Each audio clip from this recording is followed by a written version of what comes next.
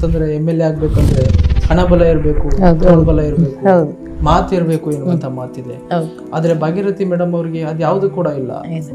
So ಹೇಗೆ ಸಾಧ್ಯ ಆಯ್ತು ಅಂತ ನಮ್ಮ ಗುರು ಹಿರಿಯರ ಆಶೀರ್ವಾದದಿಂದ ಇದೊಂದು ಆಗಿದೆ.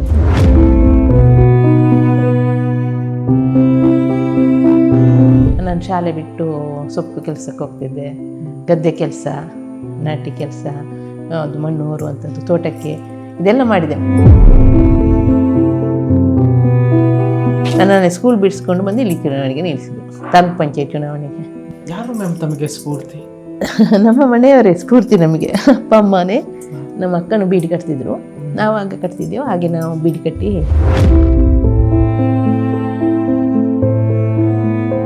2023 ಬಿಜೆಪಿ ಟಿಕೆಟ್ ಘೋಷಣೆ ಮಾಡುವ ಮುಂಚಿತವಾಗಿ ಅಪ್ಲಿಕೇಶನ್ ಏನಾದರೂ ಹಾಕಿದ್ರೆ? ಬಿಜೆಪಿಯಲ್ಲಿ ಆ ಪದ್ಧತಿ ಇಲ್ಲ, ಯಾರು ಹಾಕಲ್ಲ ಅಂತೂ ನಾನಂತೂ ಹಾಕಲಿಲ್ಲ. ಕಡೆ ಬೈಯುವವರು ಇದ್ದಾರೆ, ಒಂದು ಕಡೆ ನಮ್ಮನ್ನು ಪ್ರೀತಿಸುವವರು ಇದ್ದಾರೆ. ನಾವ್ರಿಗೆ 25 ಕೋಟಿ ನಮಗೆ ಕೊಡ್ತೇವೆ ಅಂತೇಳಿ ಅವರಿಗೆ 50 ಕೋಟಿ ಕೊಡ್ತಾ ಇದ್ದಾರೆ. ಈ ತಾರತಮ್ಯದಿಂದಾಗಿ ನಮ್ಮ ಕ್ಷೇತ್ರದಲ್ಲಿ ಡೆವಲಪ್ಮೆಂಟ್ ಮಾಡಲಿಕ್ಕೆ ಕಷ್ಟ ಇದೆ ತುಂಬ. ತಾವು ಅನುದಾನದ ಕೊರತೆ ಹೇಳ್ತಾ ಇದ್ದೀವಿ, ಆದರೆ ಸರ್ಕಾರದವರು ಹೇಳ್ತಾರೆ, ಕಾಂಗ್ರೆಸ್ ಹೇಳುತ್ತೆ ಗ್ಯಾರಂಟಿಗಳನ್ನ ಕೊಟ್ಟಿದೆ ಅಂತ. ಗ್ಯಾರಂಟಿಗಳು ನಮ್ಮ ಊರಿನಲ್ಲಿ ಯಾವುದು ಪ್ರಯೋಜನ ಆಗಲ್ಲ. ನಮ್ಮಲ್ಲೆಲ್ಲ ದುಡಿದು ತಿನ್ನುವರು, ಕಷ್ಟಪಟ್ಟೇ ದುಡ್ಡಿದು ತಿನ್ನುವರು ಹೊರತು ಬಿಟ್ಟರೆ ಫ್ರೀಯಾಗಿ ಪಡ್ಕೊಳ್ಳೋರು ಕಡಿಮೆ ಜನ. 5 ಸೇತುವೆಯಲ್ಲಿ 3 ಸೇತುವೆ ಆಗಿದೆ, ಇನ್ನು 2 ಸೇತುವೆ ಬಾಕಿ ಇದೆ. ರಸ್ತೆಗಳಲ್ಲಿ 4 ರಸ್ತೆ ಆಗಿದೆ, ಇನ್ನು 2 ರಸ್ತೆಗಳು ಬಾಕಿ ಇದೆ. ಅವತ್ತು ಭರವಸೆ ಕೊಟ್ಟದ್ದು ಮಾಡಬೇಕು, ತುಂಬ ಬೇಡಿಕೆ ಇದ್ದಂಥ ರಸ್ತೆಗಳು. ಕ್ಷೇತ್ರದ ಅಭಿವೃದ್ಧಿ ಅಲ್ಲಿ BJP ಇರ್ಬೋದು, ಕಾಂಗ್ರೆಸ್ ಇರ್ಬೋದು, JDS ಇರ್ಬೋದು, ಯಾವುದು ಪಕ್ಷ ಇರ್ಬೋದು, ಇಲ್ಲಿ ಪಕ್ಷ ಮುಖ್ಯ ಅಲ್ಲ. ಅಭಿವೃದ್ಧಿ ಬರುವಾಗ ಆ ಜನಗಳ ಸಮಸ್ಯೆ ಮುಖ್ಯ ಆಗಿರ್ತದೆ. ನಮಸ್ಕಾರ, ವಿಶ್ವವಾಣಿ ಟಿವಿಗೆ ಸ್ವಾಗತ. ನಾನು ಚಿದಾನಂದ ರುದ್ರಾಪುರಮಠ್. ಪ್ರಿಯ ವೀಕ್ಷಕರೇ, ರಾಜ್ಯದ 224 ಶಾಸಕರುಗಳ ಪೈಕಿ ಅತ್ಯಂತ ಸರಳ ಸಜ್ಜನಿಕೆಯ ರಾಜಕಾರಣಿಯಾಗಿ ಗುರುತಿಸಿಕೊಂಡು ಶಾಸಕಿಯಾಗಿ ಕೆಲಸವನ್ನು ಮಾಡ್ತಾ ಇರುವಂಥವರು ಸುಳ್ಯ ವಿಧಾನಸಭಾ ಕ್ಷೇತ್ರದ ಶಾಸಕಿ ಭಾಗೀರಥಿ ಮುರಳ್ಯ. ಕೂಲಿ ಕೆಲಸ ಮಾಡಿ ತುಂಬ ಕಡು ಬಡತನದಲ್ಲಿ ಬೆಳೆದು ಬಂದು ಮಣ್ಣನ್ನು ಹೊತ್ತು ಇವತ್ತು 10 ಸಮಾಜಮುಖಿ ಕೆಲಸ ಕಾರ್ಯಗಳಲ್ಲಿ ತಮ್ಮನ್ನು ತಾವು ತೊಡಗಿಸಿಕೊಂಡು ತಾಲೂಕು ಪಂಚಾಯಿತಿ ಸದಸ್ಯರಾಗಿ ನಂತರ ಹತ್ತಿದ್ದು ವಿಧಾನಸೌಧದ ಮೆಟ್ಟಿಲನ್ನು. ಹೌದು ಪ್ರಿಯ ವೀಕ್ಷಕರೇ, ತುಂಬ ಬಡತನದಲ್ಲಿ ಬೆಳೆದು ಬಂದಿರತಕ್ಕಂಥ ಒಬ್ಬ ವ್ಯಕ್ತಿ, ಒಬ್ಬ ಮಹಿಳೆ ಇವತ್ತು ಶಾಸಕಿಯಾಗುವವರೆಗೂ ಕೂಡ, ವಿಧಾನಸೌಧದ ಮೆಟ್ಟಿಲನ್ನು ಹತ್ತುವರೆಗೂ ಕೂಡ ಆ ಒಂದು ಬದುಕಿನ ಪಯಣ ಇದೆಯಲ್ಲ, ನಿಜಕ್ಕೂ ಕೂಡ ರಿಯಲಿ ಗ್ರೇಟ್. ಯಾಕಂತಂದರೆ ನಾನು ವಿಶ್ವವಾಣಿ ಟಿವಿಯ ಕ್ಷೇತ್ರ ಸಂಚಾರ ಇವತ್ತು ಸುಳ್ಯ ವಿಧಾನಸಭಾ ಕ್ಷೇತ್ರದಲ್ಲಿತ್ತು. ಆ ಕ್ಷೇತ್ರದ ಜನರನ್ನು ಮಾತನಾಡಿಸ್ತಕ್ಕಂಥ ಸಂದರ್ಭದಲ್ಲಿ, ಅಲ್ಲಿನ ಜನರ ನಾಡಿಮಿಡಿತವನ್ನು ಅರಿತುಕೊಳ್ಳುವಂಥ ಸಮಯದಲ್ಲಿ ಆ ಭಾಗೀರಥಿ ಮುರಳಿ ಅವರ ಬಗ್ಗೆ ಅಭಿಪ್ರಾಯವನ್ನು ವ್ಯಕ್ತಪಡಿಸಿದ್ದು ನಿಜಕ್ಕೂ ಕೂಡ ಅದ್ಭುತ. ಹಾಗಾಗಿ ಒಬ್ಬ ಅತ್ಯಂತ ಸರಳ ಸಜ್ಜನಿಕೆಯ ಶಾಸಕಿಯಾಗಿರುವಂತಹ ಭಾಗೀರಥಿ ಮುರಳಿ ಅವರು ಇವತ್ತು ನಮ್ಮ ಜೊತೆಗಿದ್ದಾರೆ. ಬನ್ನಿ ಅವರನ್ನ ಮಾತಾಡಿಸೋಣ. ಅವರ ಬದುಕಿನ ಪಯಣ ಹೇಗಿತ್ತು, ಆರಂಭಿಕ ಜೀವನ ಹೇಗಿತ್ತು, ಬಾಲ್ಯದ ದಿನಗಳು ಹೇಗಿತ್ತು, ನಂತರ ಶಾಸಕಿಯಾಗಿ ಯಾವೆಲ್ಲ ಅಭಿವೃದ್ಧಿ ಕಾರ್ಯಕ್ರಮಗಳನ್ನ ಕ್ಷೇತ್ರಕ್ಕೆ ತಂದಿದ್ದಾರೆ, ಎಲ್ಲದರ ಬಗ್ಗೆ ತಿಳ್ಕೊಂಡು ಬರೋಣ. ಮೇಡಮ್, ಕಾರ್ಯಕ್ರಮಕ್ಕೆ ಸ್ವಾಗತ. ಸ್ವಾಗತ. ಹೇಗಿದ್ದೀರಾ ಮೇಡಮ್? ಚೆನ್ನಾಗಿದ್ದೀನಿ. ಓಕೆ ಮೇಡಮ್, ಈಗಾಗಲೇ ನಾನು ನಿಮ್ಮ ಕ್ಷೇತ್ರದಲ್ಲಿ ಓಡಾಟ ಮಾಡಿ ಕೆಲವೊಂದಿಷ್ಟು ಗ್ರೌಂಡ್ ರಿಪೋರ್ಟನ್ನು ಮಾಡುವಂಥ ಕೆಲಸವನ್ನು ಮಾಡಿದೆ, ಜನರ ನಾಡಿ ಮಿಡಿತವನ್ನು ಅರಿತುಕೊಳ್ಳುವಂಥ ಕೆಲಸವನ್ನು ಮಾಡಿದೆ. ನನಗೆ ಒಂದು ಕುತೂಹಲ ಏನಂತಂದರೆ ಮೇಡಮ್, ಕೆಲವೊಂದಿಷ್ಟು ಜನರನ್ನು ಮಾತಾಡಿಸಿದೆ ತಮ್ಮ ವ್ಯಕ್ತಿತ್ವದ ಬಗ್ಗೆ, ತಮ್ಮ ನಡೆನುಡಿಗಳ ಬಗ್ಗೆ. ತುಂಬ ಕಡು ಬಡತನದಲ್ಲಿ ಜನಿಸಿರ್ತಕ್ಕಂಥ ಕುಟುಂಬ ತಮ್ಮದು, ಒಬ್ಬ ಶಾಸಕಿಯಾಗಿ ಕೆಲಸ ಮಾಡ್ತಾ ಇದ್ದೀರಿ. ಈಗ ಹೇಗಿತ್ತು ಮ್ಯಾಮ್ ಬಾಲ್ಯದ ಜೀವನ? ಬಾಲ್ಯದ ಜೀವನ ತುಂಬ ಕಷ್ಟಕರವಾದ ಜೀವನ. ಆ ಸಂದರ್ಭದಲ್ಲಿ ನಮ್ಮದು ಅಂತಿರಲಿಲ್ಲ, ಎಲ್ಲ ಕಡೆ ಬಡತನ ಜಾಸ್ತಿ ಇರುವಂಥದ್ದು. ಈಗಿನ ಹಾಗೆ ವಾಣಿಜ್ಯ ಬೆಳೆಗಳಿರಲಿಲ್ಲ, ಏನಿದ್ರು ಗದ್ದೆ ಕೆಲಸ. ಗದ್ದೆಯಲ್ಲಿ ಬಂದಂಥ ಭತ್ತವನ್ನು ತಂದು ಮತ್ತೆ ಕುಟ್ಟಿ ಅಕ್ಕಿ ಮಾಡಿ ಊಟ ಮಾಡಬೇಕಿತ್ತು, ಅಥವಾ ಅಕ್ಕಿ ಅಂಗಡಿಯಿಂದ ತರಬೇಕಿದ್ರು ಈ ಭತ್ತವನ್ನೇ ಕೊಟ್ಟು ಅಂಗಡಿಯಿಂದ ಹಣಕ್ಕೋಸ್ಕರ ಅದನ್ನೇ ಸೇಲ್ ಮಾಡಿ ಏನು ಸಾಮಾನುಗಳನ್ನು ತರಬೇಕಿತ್ತು. ಈ ಪರಿಸ್ಥಿತಿಯಲ್ಲಿ ನಮ್ಮ ಅಪ್ಪ ಅಮ್ಮ ತುಂಬ ಕಷ್ಟದಲ್ಲಿ ನಮ್ಮನ್ನು ಸಾಕಿದ್ದಾರೆ. ಅವರಿಗೆ ನಾವು 5 ಜನ ಮಕ್ಕಳು, ಒಂದು ಅಕ್ಕ, 2 ಅಣ್ಣನವರು, ನಾನು, ತಂಗಿ ಇದ್ವಿ. ಈಗ ಅಕ್ಕನಿಗೆ ಮದುವೆಯಾಗಿ ಅವ್ರ ಮಾಸ್ಟ್ರು ರಿಟೈರ್ಡ್ ಆಗಿದ್ದಾರೆ, 3 ಮಕ್ಕಳು. ನಂತರ ಅಣ್ಣನವ್ರಿಗೆ 2 ಮದುವೆ ಆಗಿದೆ, ಮತ್ತು ನಮ್ಮ ತಂಗಿ, ನಾವು ಇರುವಂಥದ್ದು. ಒಟ್ಟು ಆ ಸಂದರ್ಭದಲ್ಲಿ ನಾವು ಕೂಲಿ ಕೆಲಸಕ್ಕೆ ಹೋಗ್ತಿದ್ದಲ್ಲಿಂದ ಅಪ್ಪ ಅಮ್ಮ ಊಟ ತಂದು ನಮಗೆ ಕೊಡ್ತಿದ್ದರು. ಅದನ್ನು ತಿಂದು ನಾವು ಸ್ಕೂಲಿಗೆ ಹೋಗಿ ಒಂದಷ್ಟು ಎಜುಕೇಷನ್ ಎಲ್ಲ ಮಾಡಿ ಮತ್ತೆ ಕೂಡ ಕಷ್ಟದಲ್ಲಿ ಈವರೆಗೆ ನಾವು ಈಗಲೂ ಏನು ದೊಡ್ಡ ಶ್ರೀಮಂತಿಕೆ ಅಂತ ಇಲ್ಲ, ಅಲ್ಲಿಂದಲ್ಲಿಗೆ ತೃಪ್ತಿಕರ ಜೀವನ ಮಾಡ್ತಿದ್ದೆವು. ಓಕೆ, ಅನ್ಕೊಂಡಿದ್ದೀರಾ ಮೇಡಮ್ ನಾವು ಮುಂದೆ ಒಂದು ದಿನ ವಿಧಾನಸೌಧಕ್ಕೆ ಹೋಗ್ಬೋದು, ಶಾಸಕಿ ಆಗ್ಬೋದು? ಇಲ್ಲಪ್ಪ, ಖಂಡಿತ ನೆನೆಸಿಲ್ಲ. ನಾವು ಬಡತನದವರಲ್ಲ. ಈ ಶಾಸಕಿ ಆಗಬೇಕಿದ್ರೆ ಏನಾದರೂ ಹಣ ಅಥವಾ ಏನಾದರೂ ಅವರ ಬ್ಯಾಕ್ಗ್ರೌಂಡು ಅವರು ಏನಾದರೂ ಆಗಿರಬೇಕು ಈ ರೀತಿಯಲ್ಲಿ ಕಲ್ಪನೆ ಇತ್ತು ನಮ್ಮಲ್ಲಿ, ನಮಗಿದು ಸಾಧ್ಯನಾ ಅಂತೇಳಿ. ಆದರೆ ಇವತ್ತು ಅದು ಸಾಧ್ಯ ಆಗಿದ್ದರೆ ನಮ್ಮ ಪಕ್ಷ ನನಗೊಂದು ಕೊಟ್ಟಂಥ ಒಂದು ಅವಕಾಶ ಕೊಟ್ಟಿದೆ ನನಗೆ ಕೆಲಸ ನೋಡಿ. ಮತ್ತು ನಮ್ಮ ಹಿರಿಯರ ಗುರು ಹಿರಿಯರ ಆಶೀರ್ವಾದದಿಂದ ಇದೊಂದು ಆಗಿದೆ ಅಂತ ನಾನು ತಿಳ್ಕೊಳ್ತೀನಿ. ನಿಮ್ಮ ಕಣ್ಣಲ್ಲೇ ಗೊತ್ತಾಗುತ್ತೆ ಮ್ಯಾಮ್ ಎಷ್ಟು ಬಡತನದಲ್ಲಿ ಬೆಳೆದು ಬಂದಿದ್ದೀರಿ ಅಂತ ಹೇಳಿ. ನಿಜಕ್ಕೂ ಮ್ಯಾಮ್ ಇತ್ತೀಚಿಗೆ ದಿನಗಳಲ್ಲಿ ಅಂದರೆ ಶಾಸಕರಾಗಬೇಕು ಅಂತಂದರೆ MLA ಆಗಬೇಕು ಅಂದರೆ ಹಣಬಲ ಇರಬೇಕು, ತೋಳ್ಬಲ ಇರಬೇಕು, ಮಾತು ಇರಬೇಕು ಎನ್ನುವಂಥ ಮಾತಿದೆ. ಆದರೆ ಭಾಗೀರಥಿ ಮೇಡಮ್ ಅವ್ರಿಗೆ ಅದು ಯಾವುದು ಕೂಡ ಇಲ್ಲ. ಸೊ ಹೇಗೆ ಸಾಧ್ಯ ಆಯಿತು ಅಂತ? ನಾನು ನಮ್ಮ ಮನೆಯವರು, ನಮ್ಮದು ಒಂದೇ ಮನೆ BJP ಇತ್ತು ಮೊದಲಿಂದಲೇ, ನಾವು ಸಣ್ಣರಿರುವಾಗಲೇ. ಇಲ್ಲಿ ಏನೂ ಆಗ BJP ಏನು ಇರಲಿಲ್ಲ, ಎಲ್ಲ ಕಡೆ ಕಾಂಗ್ರೆಸ್ ಇದ್ದಂಥ ಕ್ಷೇತ್ರದಲ್ಲಿ ಏನು ನಮ್ಮ ಊರಿನಲ್ಲಿ ಒಂದು BJP ಪಕ್ಷ ಸಂಘದಿಂದ ಬಂದವರು, ಜನಸಂಘದಿಂದ ಬಂದಂಥವರು. ಆಗ ನಮ್ಮ ಮನೆಯಿಂದ ಯಾರಾದರೂ ರಿಸರ್ವೇಷನ್ ಬರುವಾಗ ಪಂಚಾಯಿತಿ ನಿಲ್ಲಿಸಲಿಕ್ಕೆ ಎಲ್ಲಿ ಇಲ್ಲ ಜನ ಅಂತೇಳಿ ನಮ್ಮ ಮನೆಯಿಂದ ಅಪ್ಪನ ನಿಲ್ಲಿಸ್ತಿದ್ರಂತೆ ಪಂಚಾಯಿತಿ ಎಲೆಕ್ಷನ್. ಅಲ್ಲಿ ಗೆಲ್ಲಿಲ್ಲ ಅವರಷ್ಟವರೆಗೆ, ಸೋಲ್ತಿದ್ರು. ಲೇಡೀಸ್ ಬಂದರೆ ನಮ್ಮ ಅಮ್ಮನ ನಿಲ್ಲಿಸಿದ್ರು, ಅವರು ಸೋಲ್ತಿದ್ರು. ಇದರಿಂದಾಗಿ ನಾವು ಅವರೊಟ್ಟಿಗೆ ಈ ಪಕ್ಷದ ಬಗ್ಗೆ ಆತ್ಮೀಯತೆ ಬೆಳೆದು, ಮತ್ತು ನಾವು ಸಂಘಟನೆಯಲ್ಲಿದ್ದಂಥ RSSನಲ್ಲಿ ತೊಡಗಿಸಿಕೊಂಡಿದ್ದೆ. ನಮ್ಮನ್ನು ITC OTC ಎಲ್ಲ ಮಾಡ್ತಿದ್ದೆ, ಶಾಖೆ ಮಾಡ್ತಿದ್ರು, ಶಾಖೆಗೆ ನಾವು ಕೂಡ ಹೋಗ್ತಿದ್ದೆವು. ಆ ರೀತಿಯಾಗಿ ನಾವು ಅದರಲ್ಲಿ ಬೆಳೆದುಕೊಂಡು ಇದು ಒಳ್ಳೆಯದುಂಟು, ಒಂದು ರೀತಿಯ ದೇಶದ ರಕ್ಷಣೆ ಮಾಡುವಂಥ ಒಂದು ಪಕ್ಷ ಎನ್ನುವ ಭಾವನೆಯಲ್ಲಿ ನಮಗೆ ಕೂಡ ಆತ್ಮೀಯತೆ ಒಂದು ಭಾವನೆ ಬಂತು ನಮ್ಮಲ್ಲಿ. ಧಾರ್ಮಿಕತೆ ಆಗಿರ್ಬೋದು ಅಥವಾ ದೇಶಭಕ್ತಿ ಆಗಿರ್ಬೋದು, ಇದರ ಬಗ್ಗೆ ಸ್ವಲ್ಪ ಜಾಸ್ತಿ ನಮಗೆ ಅದರ ಬಗ್ಗೆ ಒಲವು ಬಂತು. ನಾನು ಕೂಡ ರಾಷ್ಟ್ರ ಸೇವಿಕಾ ಸಮಿತಿಯ ಸದಸ್ಯೆಯಾಗಿ ಶಿಶು ಮಂದಿರದಲ್ಲಿ ಅದರ ಸಂಚಾಲಕಿಯಾಗಿ ಎಲ್ಲ ಕೆಲಸ ಮಾಡಿದೆ. ನಮ್ಮೂರಲ್ಲಿ ನಾನು ಹೆಣ್ಮೂರು ಮತ್ತು ನಮ್ಮದು ಮುರ್ಲೆ ಒಟ್ಟಿಗೆ ಗ್ರಾಮ ಇತ್ತು. ಆ ಮುರ್ಲೆ ಮತ್ತು ಹೆಣ್ಮೂರು ಒಟ್ಟಿಗೆ ಇರುವಂಥ ಪಂಚಾಯಿತಿ, ಈಗ ಸೊಸೈಟಿ ಕೂಡ ಒಟ್ಟಿಗೆ ಇತ್ತು. ಅಲ್ಲಿ ನಮಗೆ ಅಲ್ಲಿ ಓಣ್ಯಡ್ಕ ಚಂದ್ರಣ್ಣ ಅಂತಿದ್ದರು, ಚಂದ್ರಶೇಖರ್ ಭಟ್ರವರು. ಅವರು ಸಂಘದ ಒಬ್ಬರು ಪ್ರಚಾರಕರಾಗಿದ್ದರು. ಅವರು ಜನಸಂಘ ಮತ್ತು ತುರ್ತು ಪರಿಸ್ಥಿತಿಯಲ್ಲೆಲ್ಲ ಜೈಲಿಗೆಲ್ಲ ಹೋಗಿ ಅವರು ಪಾಪ ಅವರು ತುಂಬ ಕಷ್ಟಪಟ್ಟವರು, ಅವರ ಹಲ್ಲೆಲ್ಲ ಹೋಗಿತ್ತು ತುರ್ತು ಪರಿಸ್ಥಿತಿಯಲ್ಲಿ. ಆ ಜೈಲಲ್ಲಿ ಎಲ್ಲ ಅವರಿಗೆ ಶಿಕ್ಷೆ ಕೊಟ್ಟಿಲ್ಲ. ಆದರೆ ಅವರು ಪಕ್ಷ ಇದರ ಸಂಘಟನೆ ಬಗ್ಗೆ ಎಲ್ಲ ಕಡೆ ಹೋಗ್ತಿದ್ದರು. ಅವರ ಒಡನಾಟದಲ್ಲಿ ಬೆಳೆದ್ವಿ. ಅಲ್ಲಿ ನಮಗೆ ರಘುನಾಥ ರೈ ಅಂತೇಳಿ ಹೆಣ್ಮೂರಿನಲ್ಲಿ ಒಂದು ಭಜನಾ ಮಂದಿರ ಎಲ್ಲ ಮಾಡಿ, ಅವರು ಇಡೀ ರಥ, ರಾಮರಥ ಸುತ್ತು ಮಾಡಿ ಬಂದಂಥ ಒಂದು ಮೂರ್ತಿಯನ್ನು ನಮ್ಮ ಹೆಣ್ಮೂರಿನಲ್ಲಿ ಇಡೀ ಕರ್ನಾಟಕ ಸುತ್ತಿದಂಥ ಶ್ರೀರಾಮನ ರಾತ್ರಿಯಲ್ಲಿ ಬಂದಂಥ ಮೂರ್ತಿಯನ್ನು ಇಲ್ಲಿ ಹೆಣ್ಮೂರು ಭಜನಾ ಮಂದಿರದಲ್ಲಿ ಸ್ಥಾಪನೆ ಮಾಡಿದ್ದು.